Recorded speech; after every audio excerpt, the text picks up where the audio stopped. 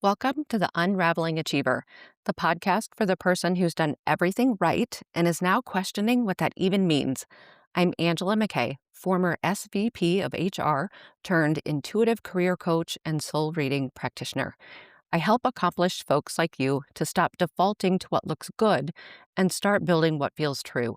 Because you don't have to turn your life upside down. You just need to point your achiever energy toward a soul led career and life you'll love. Every episode, I tune into the energy of what's showing up for my clients and community and share what needs to be heard. No bypassing the mess, just honest guidance for the unraveling that changes everything. Let's get into it. Today's episode is a little bit different in the way of I realize that many of you listening perhaps don't know a whole lot about me and my story, and those who have met me might not know the full story either. So today, I want to share the story of this unraveling achiever. Often in my community with the people that I work with in that unraveling achiever demographic, I am talking to folks who have pretty well always done the quote unquote right thing. You behave in school and you get good grades. You do extracurriculars. You go to university and get good grades. And then you step your foot into the world of work, transitioning from the part-time jobs that you had in high school and university and into something that's more career-based. And then you choose this career path for whatever reasons that you chose it. And there you are. You're on this trajectory where, again, like the equivalent of good grades, it's now good performance reviews.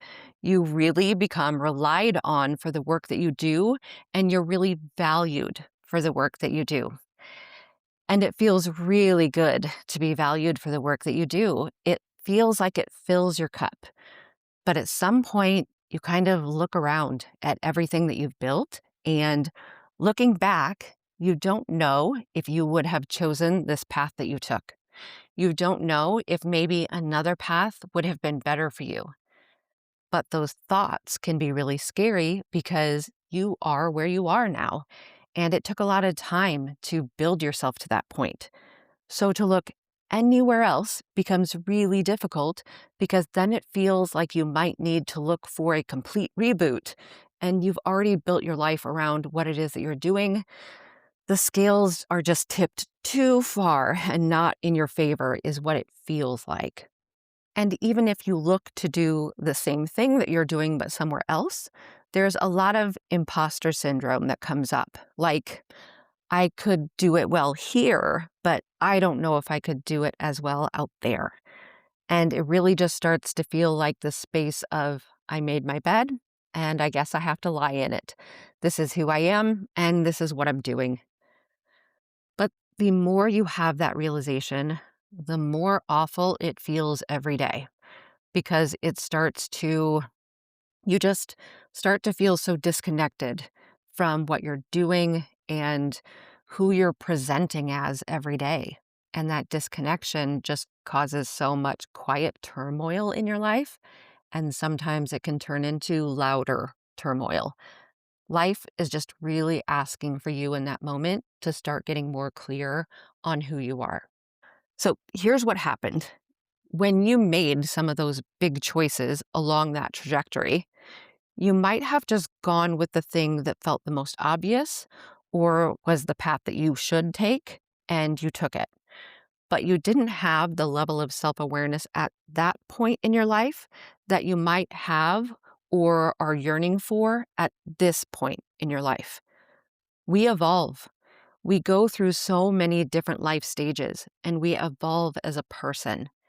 And you are either in or on the cusp of another evolution of you.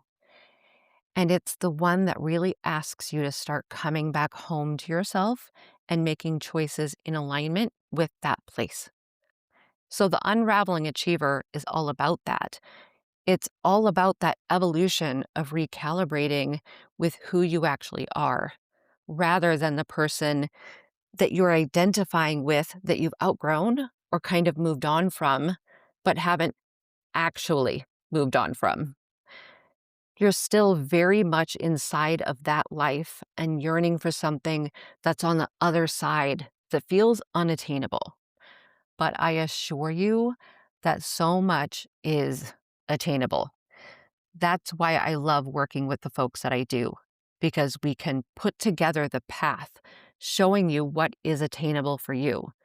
But first, you have to dive so deep into refamiliarizing yourself with who it is that you are rather than who it is that you're operating as every day, kind of on autopilot because you've had to.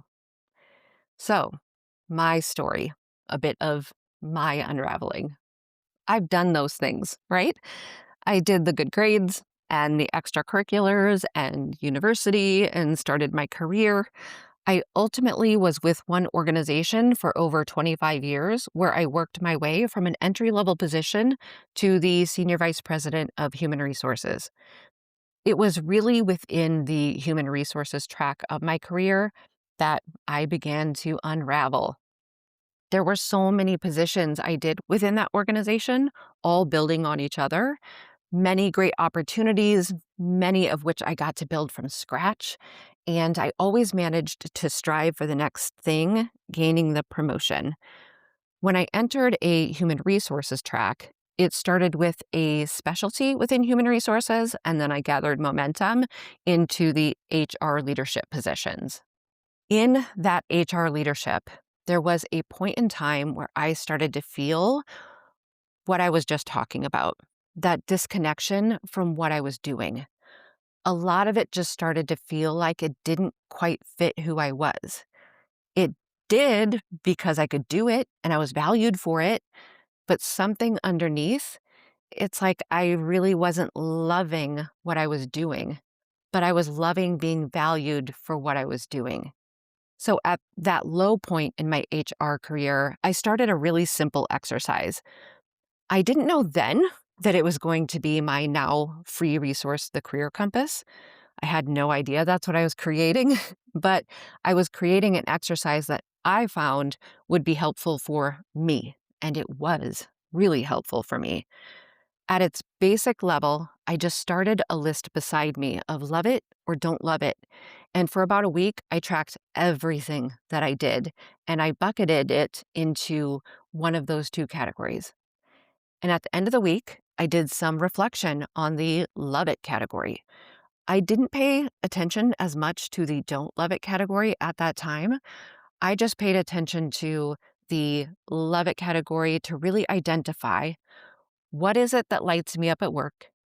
What is it that I really enjoy doing? I found a really solid theme through that column, and it all came down to one-on-one interactions. Mostly interactions where people approached me for some sort of counsel, advice, guidance, mentorship, whatever it was, they approached me.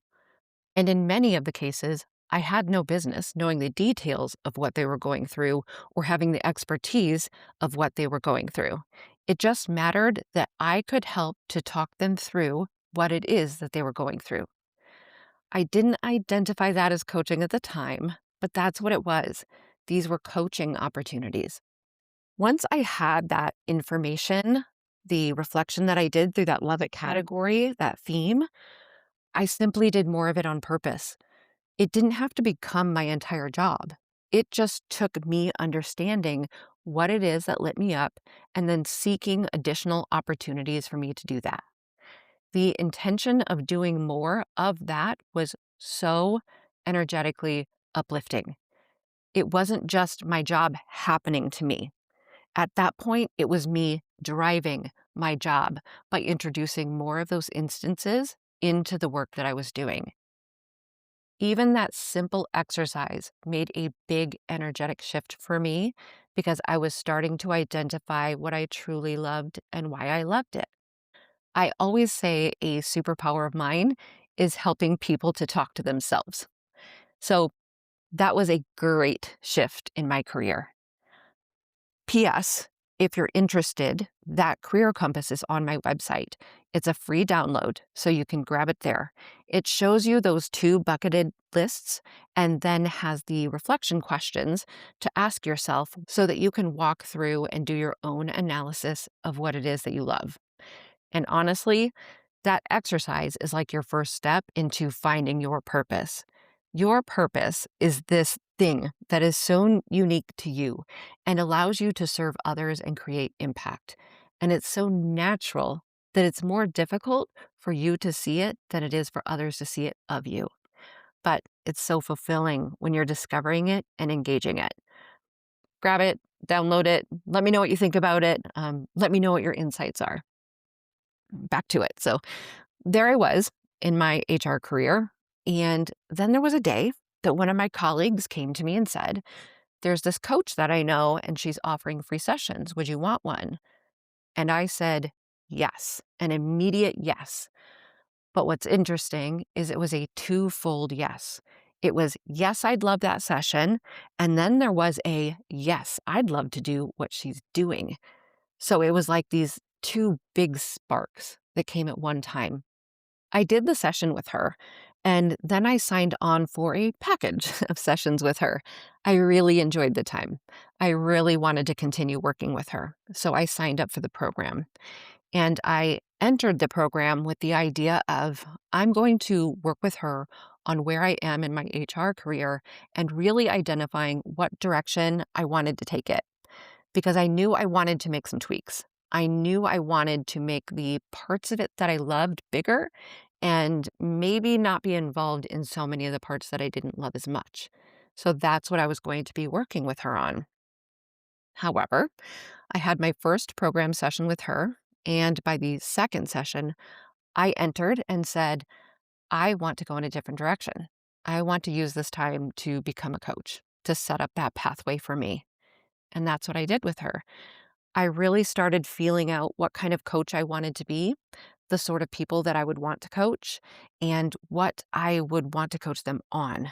Starting to get my feet underneath me for forming my business, figuring out how I wanted to integrate my intuitive work into the coaching that I do. Oh, okay. So I'll pause there and do another little sidetrack. The intuitive work. It just feels like it enriches the coaching client work so much. The work can be done without it. So I always give clients the option of including it or not. Them knowing me and being pulled into what it is that I do, they've always opted for wanting it included, but it is an option. But tarot specifically, years ago, I remember I was just looking on the internet, and however a tarot deck came across my eyes, it did. I didn't find it, it found me. And it was just absolutely beautiful. It's the Prisma Visions Tarot by James R. Eads, and it's still my personal deck to this day. I have a lot of decks. I use them with clients, but the Prisma Visions Tarot is my personal deck that I use just for myself. So I ordered the deck, it arrived. I familiarized myself with the cards. I familiarized myself with the collective meaning of the cards. So that would be like if you go on the internet and search for the meaning of a card, it's the meaning that shows up. So that's the collective meaning, the traditional meaning. And then I leaned into adding my intuitive interpretation onto the card as well, which could be a difficult step for readers to go from the traditional meaning to the intuitive meaning. But that's really where the magic of reading opens up. A reading from the traditional meaning is going to be a reading that really falls flat. You need a reader who is skilled at and confident in leaning into the intuitive meaning of the reading. And then from there, I started reading for others fairly quickly. That is a decently big leap for a reader to take, from reading for themselves to reading for others. But it was really comfortable for me. It felt like something I had done before. And there are certain elements of my intuitive journey that have felt the same. In soul reading, I read the path and purpose of someone's soul in their Akashic records. The reading in the Akashic records is another thing that just felt like something that I've done before. The intuitive work that I do adds a really awesome layer to the work that I do with clients, because I thrive when I've got one foot in the practical and one foot in the intuitive, and I believe that others thrive there too. There are both worlds that exist side by side, and I believe that when we can align ourselves, mind, body, soul, and let our soul call some of the shots, and then let our mind and body take that and put it into action, we are living one of the most fulfilling lives that we can possibly live. That is the direction of our soul path and our soul purpose. So that's how intuitive work made it into my coaching. Right from that coaching package with that coach, I was integrating it from day one. It felt really important to me. All right, back on track. So I was working with my coach, and I did that while I was still working full time, engaging in the coaching sessions, doing the research about what kind of coach I wanted to be, and setting up my business. After working with her, I set up my LLC, Angela McKay LLC, while still working my full time HR job. And then I decided to pursue an ICF level program, an ICF level education for coach training. I went through that program and did that in the evenings while I was still working my full time job. I graduated from that and then gained my ICF credential, still while working my full time job. And I implemented a coaching program into the organization I was working with. So sometimes people think that there's this huge leap that they have to make, but it's really just all of these steps along the way that are building your path. Something I really want to point out, though, is it was in the coach training that I did that there was a pretty intensive part of the program that dealt with my own self-awareness, with learning who I am and learning how I see the world. That is a commitment that a coach has to make if they're going to be a great coach. Understanding where it is that they, the coach, they themselves are coming from, why it is that they're coming from that place, so that they don't stand in the way of their clients. So you really learn how to be in a coaching presence and understand how it is that you're showing up. It's a major commitment for a coach to be in that place. But here's what that self-awareness work did. It helped me to change who I was in my role. All of that autopilot, good grades, good girl kind of programming that I had up until that point really didn't allow the space for this kind of deep self-awareness. So that portion of the program is what really taught me what it is that I fear and what it is that I'm trying to control, and why I might feel, again, quote unquote, imposter syndrome. Even though I know that term is becoming outdated, it's still something that we relate to. Where my perfectionism was coming in and my need to present in a certain way, like I had it all together and that I never failed and I was this professional person, and there was just a lot of masks that I was putting on and different barriers that I was putting up to protect myself. And that self-awareness work really helped me to start showing up differently at work. More and more, I felt myself being able to show up as my authentic self. There were pieces of her that were already showing up at work, which is really great.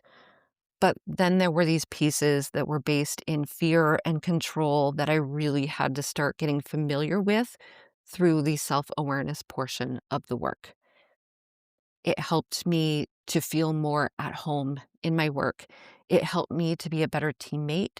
It helped me to be a better leader, a better role model, a better spouse, a better mom. It just helped me to see the world so much differently than I did before. That was the most important work of all. So when you work with me, when you bring me on as your coach, we're going to do that work, because you can't possibly see clearly what it is that you want and where you want to go if you don't understand the person in the driver's seat for that journey. There's so much that you're going to learn and huge perspective shifts that you will gain that will result in clarity and peace and the ability to hold more joy. We can do that work together. Okay, so at that point, having done all of that work and ultimately using my HR career as the place where I kept a foundation underneath me for discovering who it is that I am and discovering what it is that I wanted, I had changed so much about myself in the role that the role felt much different. I felt more at home in the role than I had previously. However, at the same time, I had also started all of this coaching work, and that's really what I was being called to. I wanted to help people on a more holistic level than I could within the walls of the organization. So ultimately, 3 years of running the business part time while I worked my full time HR job, I made the decision to go full time into my business.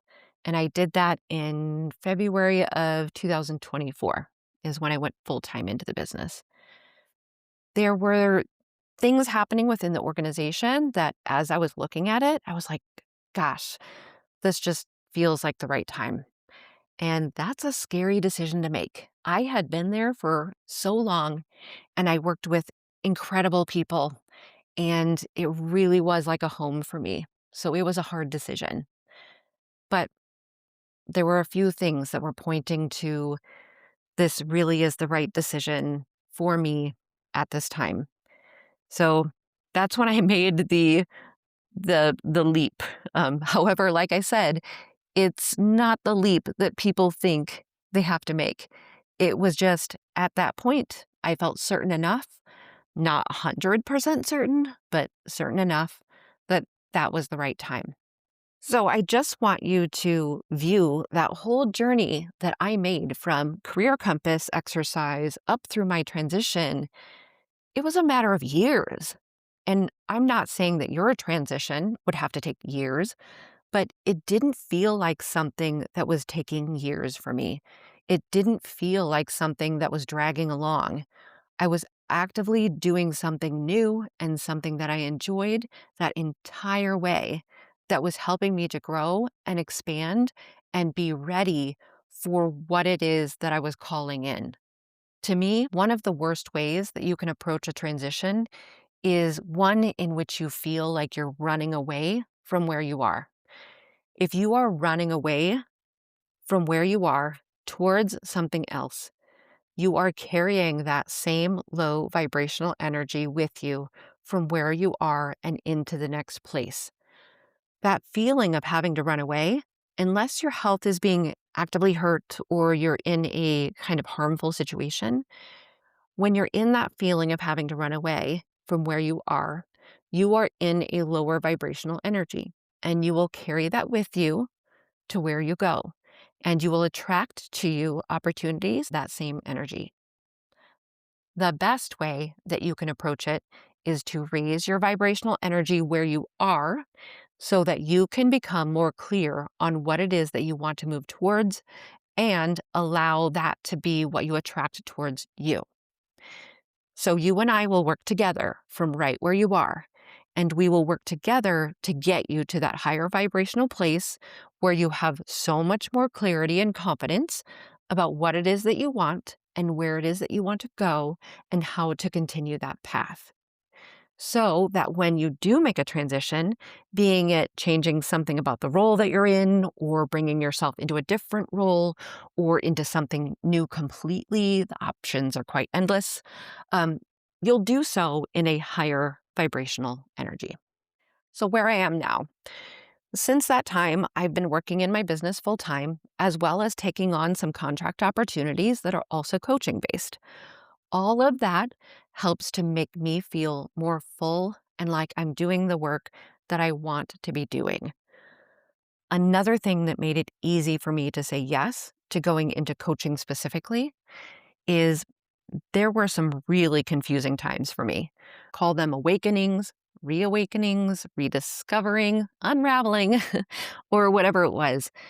There were times where I really felt that adjustment as a person. I really felt that evolution coming on, and it caused a lot of confusion for me. I had to really discern what I believed and what I valued and work through that as a grown woman. A lot of that was really confusing. Some of it was really tough. And if I can be somebody who is there as a coach and a guide for folks when they're in those stages so that they do not have to navigate that alone, I want to be there for them. I want to be able to be someone who can serve as that lighthouse. I always tell people I'm not a life preserver. I don't save. You don't need saved. I am a lighthouse. I simply guide. So I'm always going to be working to help you tap into what is true for you, because those insights, those awarenesses that are sourced from your truth, those are going to be what sticks. Those are going to be what you integrate rather than me telling you what to do or trying to save. That's not coaching. I will hold you as whole and capable. You're not broken, you don't need to be fixed, and you don't need to be saved.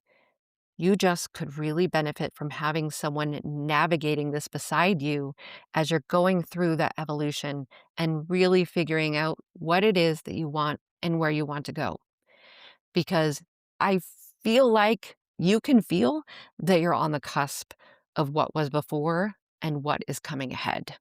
So, those of you who are still listening, thank you. A couple of things. One, you can see the path that I took. Just an action step, an awareness, another action step, another awareness. Just really allowing myself to be curious and keep taking steps towards what it is that was being revealed to me so that I could be in the work that felt really great. I could feel at home with myself and I could feel impactful and satisfied with the work that I do, at the same time becoming a better partner and parent and colleague because I have the capacity to understand myself and to sit with others in their own understanding. Two, the other thing to highlight is you don't have to sit in that feeling of lost, disconnected, made my own bed and now I have to lie in it and just go to sleep and wake up every day in those same feelings. There is so much opportunity between settling for what you have and quitting. You and I can work together on that. You do not have to navigate it alone. You do not have to stay stuck where you are.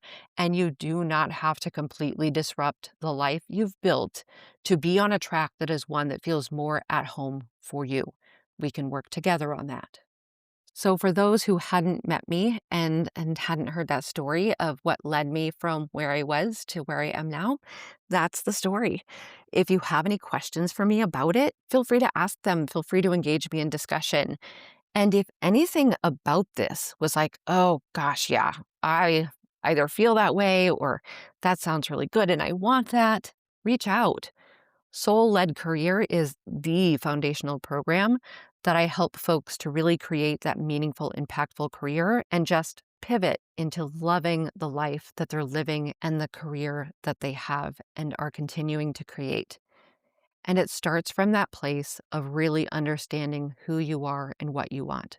And then we can apply all the practical measures to that of what does that actually mean for the direction that you will go. Aside from Soul-Led Career, I have single options that you can try something out and see what it's like and if this work is for you. I also have my 30-minute consult, a free 30-minute consult if you're really interested in the work and you just have a few questions before you dive in.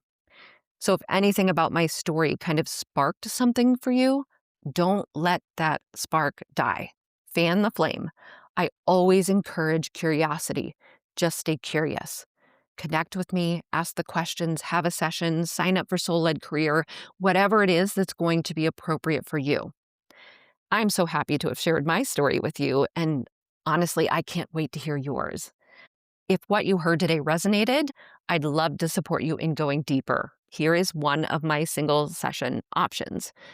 Soul Reading is a 75-minute one-on-one session where I open your Akashic Records, which is like the library of you, and help you reconnect with what your soul already knows about your path, your purpose, and what's next. You can learn more and book at angelamckllc.com/soul-reading. And if this episode landed for you, subscribe or follow so you don't miss what's coming next. New episodes drop every Wednesday. Thanks for being here, and until next time, take care.